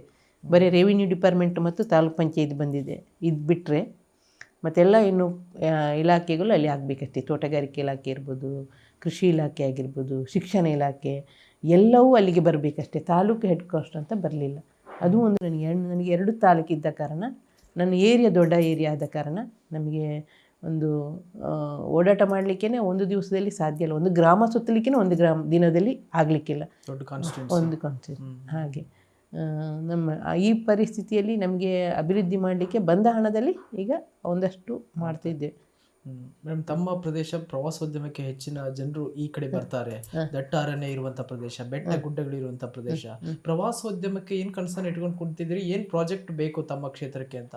ನಾವೀಗ ಪ್ರವಾಸೋದ್ಯಮಕ್ಕೆ ನಮ್ಮಲ್ಲಿ ನಮ್ಮ ಯಾವತ್ತು ಸ್ವಾತಂತ್ರ್ಯ ಸಂಗ್ರಾಮದಲ್ಲಿ ಹೋರಾಟ ಮಾಡಿದ ರಾಮಣ್ಣ ಗೌಡ ಅಂತ ಇದ್ದರು, ರಾಮೇಗೌಡರು, ಅವರದ್ದೊಂದು ಸ್ಟ್ಯಾಚು ಮಾಡಿ ಡೆವಲಪ್ಮೆಂಟ್ ಮಾಡುವಂತೇಳಿ ನಮ್ಮದು ಅಲ್ಲಿ ಅವರು ಬಂದು ಕೂತಂಥ ಬಂಗ್ಲೆಗುಡ್ಡೆ ಅಂತ ಬೆಳ್ಳಾರಲ್ಲಿದೆ. ಅದು ಸ್ವಲ್ಪ ಅಭಿವೃದ್ಧಿ ಮಾಡಿದರೆ ಒಂದಷ್ಟು ಪ್ರವಾಸಿಗಳು ಬರ್ಬೋದು. ಅದರ ಡೆವಲಪ್ಮೆಂಟ್ ಮಾಡಬೇಕಂತಿದ್ವಿ. ಅದೇ ರೀತಿ ಒಂದಷ್ಟು ಉದ್ಯೋಗ ಕೊಡುವಂಥ ಒಂದು ಕೆಲವು ಏನು ಇವರನ್ನು IT-BT ಕಂಪನಿಗಳಂಥವ್ರನ್ನು ಮಾತಾಡಿಕೊಂಡು ನಮ್ಮಲ್ಲಿ ಇಂಡಸ್ಟ್ರಿ ಮಾಡಲಿಕ್ಕೆ ಒಂದು ಪ್ರಯತ್ನ ಪಡಬೇಕು ಅಂತ ಇದ್ದೇನೆ. ಒಂದಷ್ಟು ಜಾಗವನ್ನು ಕಾದಿರಿಸಿಕೊಂಡು. ಈಗ ನಮ್ಮಲ್ಲಿ ಫಾಲ್ಸ್ಗಳಿದೆ ಮಳೆಗಾಲದಲ್ಲಿ ತುಂಬ. ನಮ್ಮಲ್ಲಿ ದೇವಸ್ಥಾನಗಳಿದೆ, ವಿಶೇಷ ದೇವಸ್ಥಾನಗಳು. 3 ಆದಿಬೈದರ್ಕಲ ಗರಡಿ ಅಂತಿದೆ. ಅದನ್ನೆಲ್ಲ ಡೆವಲಪ್ಮೆಂಟ್ ಮಾಡಿದರೆ ಪ್ರವಾಸಿಗಳು ಬರಲಿಕ್ಕೆ ಸಾಧ್ಯತೆ ಜಾಸ್ತಿ ಇದೆ. ಈ ರೀತಿ ಕ್ಷೇತ್ರಗಳು, ದೇವಸ್ಥಾನಗಳ ಅಭಿವೃದ್ಧಿ ಮಾಡಿಕೊಂಡ್ರೆ, ಅದಕ್ಕೆ ಸ್ವಲ್ಪ ಅನುದಾನ ಜಾಸ್ತಿ ಕೊಟ್ಟರೆ ಈ ಪ್ರವಾಸಿಗರು ಬಂದಾಗ ಇದನ್ನೆಲ್ಲ ಸಂದರ್ಶನ ಮಾಡ್ತಾನೆ. ಕುಕ್ಕೆಗೆ ಹೇಗೂ ಬರ್ತಾರೆ, ಕುಕ್ಕೆಗೆ ಬಂದವರು ಒಂದು ಸುಳ್ಯದಲ್ಲಿ ಇಷ್ಟು ಟೆಂಪಲ್ಸ್ ಇದೆ ಅಂತ ನಾವು ಕೊಟ್ಟರೆ ಅದರ ಬಗ್ಗೆ ವೀಕ್ಷಣೆ, ಅದರ ಬಗ್ಗೆ ಮಾಡಲಿಕ್ಕೆ ಅವರು ಬರ್ಬೋದು. ಈ ರೀತಿ ಡೆವಲಪ್ಮೆಂಟ್ ಮಾಡ್ಬೋದು. ಅವಂತೆ ನಮ್ಮಲ್ಲಿ ಅಡಿಕೆ ಕೃಷಿ ಇದರ ಸಂಸ್ಕರಣ ಒಂದು ಕೇಂದ್ರ ಮಾಡಿದರೆ, ಘಟಕ ಮಾಡಿದರೆ ಅದರ ಬಗ್ಗೆ ಸಂಶೋಧನೆ ಮಾಡಲಿಕ್ಕೆ, ಅದರ ಬಗ್ಗೆ ತಿಳ್ಕೊಂಡು ಬರುವಂಥವರು ಸ್ವಲ್ಪ ಜಾಸ್ತಿ ಜನ ಬರ್ಬೋದು ಇದು ಕಡೆಗೆ. ಈ ರೀತಿಯಾಗಿ ಮತ್ತು ನಮ್ಮಲ್ಲಿ ನಿರುದ್ಯೋಗಿಗಳು ಜಾಸ್ತಿ ಇರುವಂಥದ್ದು. ಒಂದು ಉದ್ಯೋಗ ಕೊಡುವಂಥ ಒಂದು ಡೆವಲಪ್ಮೆಂಟ್ ಮಾಡಬೇಕಿದ್ರೆ ಒಂಥರ ಗೌರ್ಮೆಂಟ್ಸನ್ನು ಪ್ರಾರಂಭ ಮಾಡುವಂಥದ್ದು, ಟೈಲರಿಂಗ್ ಇರ್ಬೋದು ಅಥವಾ ಉದ್ಯೋಗ ಮಾಡುವಂಥ ಯಾವುದಾದ್ರೂ ಒಂದು ಕಂಪನಿಯವರು ಟೈ ಅಪ್ ಮಾಡಿಕೊಂಡ್ರೆ ಅವರು ಒಂಥರ ಅವರಿಗೆ ಇದರ ಬಗ್ಗೆ ಮೋಟಿವೇಶನ್ ಮಾಡಿಕೊಟ್ರೆ, ಏನಾದರೂ ಅವರು ಟ್ರೈನಿಂಗ್ ಕೊಟ್ಟು ಇದರ ಬಗ್ಗೆ ತಿಳುವಳಿಕೆ ಕೊಟ್ಟು, ಒಟ್ಟು ನಮ್ಮ ಕ್ಷೇತ್ರದ ಮಕ್ಕಳು ಇಲ್ಲೇ ಉಳಿಬೇಕು. ಎಜುಕೇಷನ್ ಮಾಡಿ ಅವರು ಬೆಂಗಳೂರಿಗೆ ಹೋಗ್ತಿದ್ದಾರೆ, ಅವರು ಬೆಂಗಳೂರು ಹೋಗುವಾಗೆ ಆಗಬಾರ್ದು, ನನ್ನ ಕ್ಷೇತ್ರದಲ್ಲೇ ಉಳ್ಕೊಂಡು ನಮ್ಮ ಕ್ಷೇತ್ರದಲ್ಲೇ ಒಂದಷ್ಟು ಕೆಲಸ ಮಾಡಿಕೊಂಡು ಅವರ ಅಪ್ಪ ಅಮ್ಮನ ನೋಡಿಕೊಂಡು ಆಗುವಾಗ್ತದೆ. ಒಂದಿಬ್ಬರು ಮಕ್ಕಳಿರೋದು, ಒಬ್ಬ ಬೆಂಗಳೂರಿಗೆ ಹೋದರೆ, ಒಬ್ಬ ಫಾರಿನ್ಗೆ ಹೋದರೆ, ಮತ್ತು ಇಲ್ಲಿ ಅಪ್ಪ ಅಮ್ಮ ಇಬ್ಬರೇ ಇರ್ತಾರೆ. ಅದು ಕೂಡ ಒಂಥರ ಹಿಂದಿನ ಕುಟುಂಬ ಪದ್ಧತಿ ಕೂಡ ಉಳಿಲಿಕ್ಕೆ ಸಾಧ್ಯತೆ ಇದೆ. ಅವಿಭಕ್ತ ಕುಟುಂಬ ಇತ್ತು ಮೊದಲೆಲ್ಲ, ಈಗ ವಿಭಕ್ತ ಕುಟುಂಬ ಆಗ್ತದೆ. ಒಬ್ಬೊಬ್ಬರು ಸಣ್ಣ ಸಣ್ಣ ಪಾರ್ಟಿ ಹಾಕ್ಕೊಂಡು ಅವರನ್ನು ನೋಡಿಕೊಳ್ಳಿಕ್ಕೂ ಜನ ಇಲ್ಲ. ಈ ಸಂದಿಗ್ಧ ಪರಿಸ್ಥಿತಿಯಲ್ಲಿ ಈ ರೀತಿಯ ಡೆವಲಪ್ಮೆಂಟ್ ಆದರೆ ಒಂದು ಒಳ್ಳೆಯದು ಅಂತ ನನಗೆ. ಮ್ಯಾಮ್, ತಾವು ಅನುದಾನದ ಕೊರತೆ ಹೇಳ್ತಾ ಇದ್ರಿ, ಆದರೆ ಸರ್ಕಾರದವ್ರು ಹೇಳ್ತಾರೆ, ಕಾಂಗ್ರೆಸ್ ಹೇಳುತ್ತೆ ಗ್ಯಾರಂಟಿಗಳನ್ನ ಕೊಟ್ಟಿದೆ ಅಂತ ಹೇಳಿ. ಗ್ಯಾರಂಟಿಗಳು ನಮ್ಮ ಊರಿನಲ್ಲಿ ಯಾವುದು ಪ್ರಯೋಜನ ಹಾಕುವವರು ಆಗ್ಬೋದು, ಹಾಗಂತ ಅದಕ್ಕೆ ಆಸೆ ಪಡುವವರಿಲ್ಲ. ನಮ್ಮಲ್ಲೆಲ್ಲ ದುಡಿದು ತಿನ್ನುವರು, ಕಷ್ಟಪಟ್ಟೇ ದುಡ್ಡಿದು ತಿನ್ನುವರು ಹೊರತು ಬಿಟ್ಟರೆ ಫ್ರೀಯಾಗಿ ಪಡ್ಕೊಳ್ಳೋರು ಕಡಿಮೆ ಜನ. ಈಗ ಬಂದಿದ್ದ ಸರ್ಕಾರ ಯಾಕೆ ಬಿಟ್ಕೊಡ್ಬೇಕು, ನಮ್ಮದೇ ದುಡ್ಡಲ್ಲ ಅಂತೇಳಿ ಹೋಗಿ ತಗೊಳ್ತಾರೆ ಹೊರತು ಬಿಟ್ಟು ಅದನ್ನೇ ಆಸೆ ಪಟ್ಟು ಯಾರೂ ನಿರೀಕ್ಷೆಯಲ್ಲಿ ಇರಲಿಕ್ಕಿಲ್ಲ. ತಾವು ಮಹಿಳಾ ಶಾಸಕಿಯಾಗಿ ಮ್ಯಾಮ್, ಮಹಿಳೆಯರಿಗೆ ಹೆಚ್ಚಿನ ಅನುಕೂಲ ಅಲ್ಲ ಮೇಡಮ್, 2,000 ಸಿಗುತ್ತೆ. ಕೊಡಲಿ, ಫ್ರೀ ಬಸ್ ಕೊಡಲಿ, ಆದರೂ ಕೊಟ್ಟ ನಂತರ ಅದು ವ್ಯವಸ್ಥಿತವಾಗಿ ನಡಿಬೇಕು. ಈಗ ಒಂದು 3 ತಿಂಗಳು ಕೊಟ್ಟು ಮತ್ತೆ 2 ತಿಂಗಳು ಕೊಡದಿದ್ದರೆ ಅಲ್ಲಿ ಅವರ ಫ್ಯಾಮಿಲಿ ಮೇಲೆ ಗಲಾಟೆ ಆಗ್ತದೆ. ಅದು ಸರಿ, ಮೊನ್ನೆವರೆಗೆ ದುಡ್ಡು ಕೊಡ್ತಿದ್ದ ಅಂತ ಗಂಡ ಬೈಲಿಕ್ಕೆ ಆಯ್ತು ಹೆಂಡತಿಗೆ. ಅದು ಹೆಂಡತಿ ನೀವೇನಾದರೂ ತಗೊಂಡಿದ್ದೀರಾ, ಅವನಲ್ಲಿ ಮೊನ್ನೆ ದುಡ್ಡು ಬಂದಿತ್ತು ಇವತ್ತು ಬರಲಿಲ್ಲ ಅಂತೇಳಿ ಮನೆಯೊಳಗೆ ಕಲಹಗಳು ಆಗ್ತದೆ. ಇದಕ್ಕೂ ಸಾಧ್ಯತೆ ಉಂಟು. ಅಂದರೆ 2,000ದಲ್ಲಿ ಕೆಲವೊಂದಷ್ಟು ಜನರಿಗೆ ಪ್ರಯೋಜನ ಆಗಿರ್ಬೋದು. ಬಸ್ಸು ಅಂತ ಹೇಳುವಾಗ ಬಸ್ಸಲ್ಲಿ ಹೋಗೋರು ತೀರಾ ಕಡಿಮೆ. ನಮ್ಮಲ್ಲಿ ಟೆಂಪೋ, ಮಿನಿ ಬಸ್ಸುಗಳು ಮೊದಲಿತ್ತು, ಸಿಕ್ಕಾಬಟ್ಟೆ ಟೈಮಿಗೆ ಅವರ ಟೈಮಿಗೆ ಹೋಗ್ತೀವಿ. ಈಗ ಬಸ್ಸಿಗೆ ಕಾಯಬೇಕು. ಸ್ಕೂಲ್ ಮಕ್ಕಳಿಗೆ ತುಂಬ ಪ್ರಾಬ್ಲಮ್ ಆಗಿದೆ. ಇದೊಂದು ಬಸ್ಸು ಫ್ರೀ ಕೊಡಲಿ, ಅದಕ್ಕೆ ಬೇಕಾದಷ್ಟು ಬಸ್ಸುಗಳನ್ನು ಹಾಕಬೇಕು.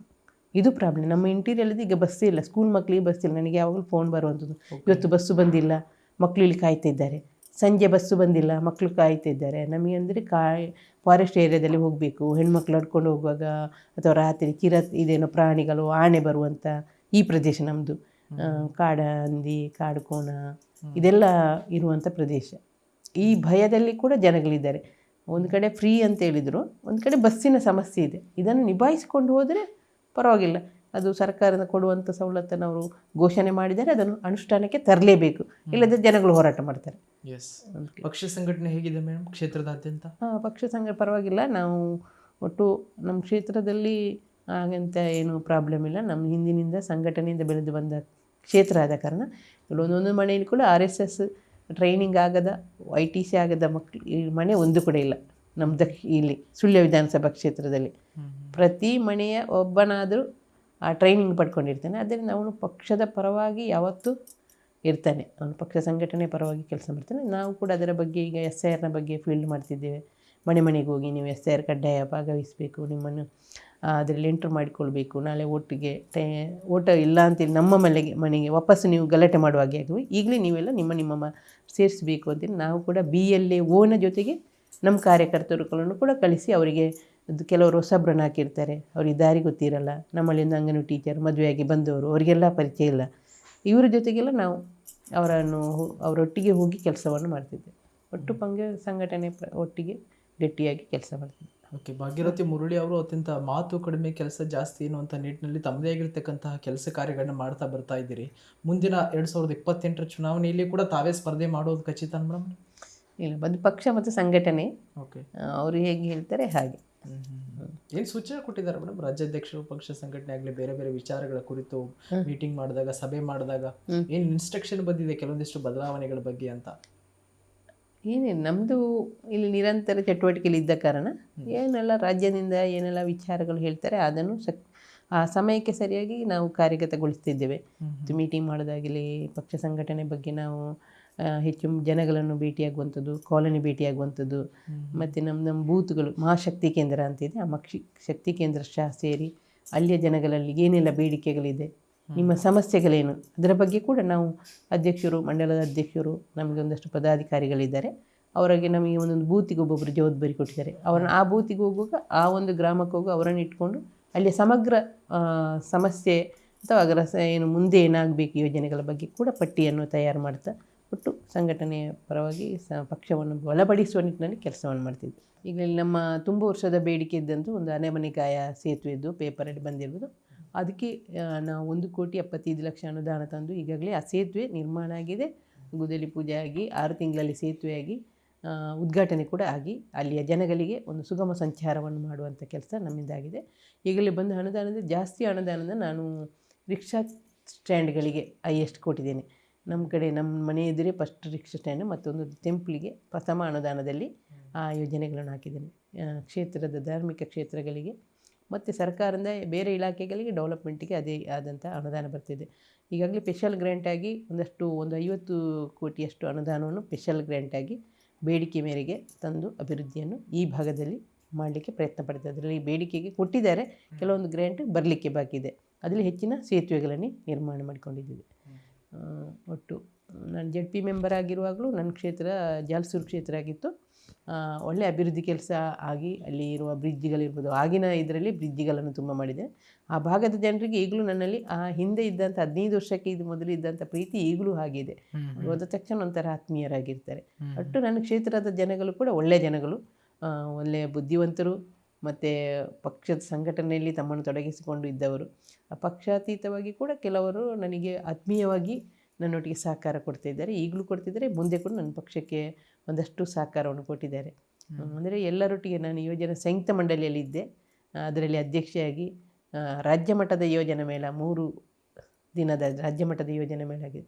ಅದರಲ್ಲಿ ಕೂಡ ಆ ಯೋಜನಾ ಸಂಯುಕ್ತ ಮಂಡಳಿ ಅಂತ ಹೇಳಿದರೆ ಅಲ್ಲಿ ಯಾವುದೇ ಪಕ್ಷ ಇಲ್ಲ, ಎಲ್ಲ ಪಕ್ಷದವರಿದ್ದರೂ ಕೂಡ ನಾವು ಒಗ್ಗಟ್ಟಿನಿಂದ ಎಲ್ಲ ಕೆಲಸ ಮಾಡ್ತೀವಿ. ಈಗಲೂ ಅದೇ ಆತ್ಮೀಯತೆ ಆ ಒಂದು ಯೋಜನಾ ಸಂಯುಕ್ತ ಮಂಡಳಿ ಇದೆ. ಈಗಲೂ ನಾನು ಆ ಕಾರ್ಯಕ್ರಮಕ್ಕೆ ಹೋಗ್ತಾ ಇರ್ತೇನೆ, ಎಲ್ಲ ಬರ್ತಾ ಇರ್ತೇನೆ. ಒಟ್ಟಾರೆ ನೋಡಿದರೆ ನಮ್ಮ ಕ್ಷೇತ್ರದಲ್ಲಿ ಅಭಿವೃದ್ಧಿ ಆಗಬೇಕು ಅನ್ನೋ ಒಂದು ಕನಸು ಎಲ್ಲರಿಗಿದೆ.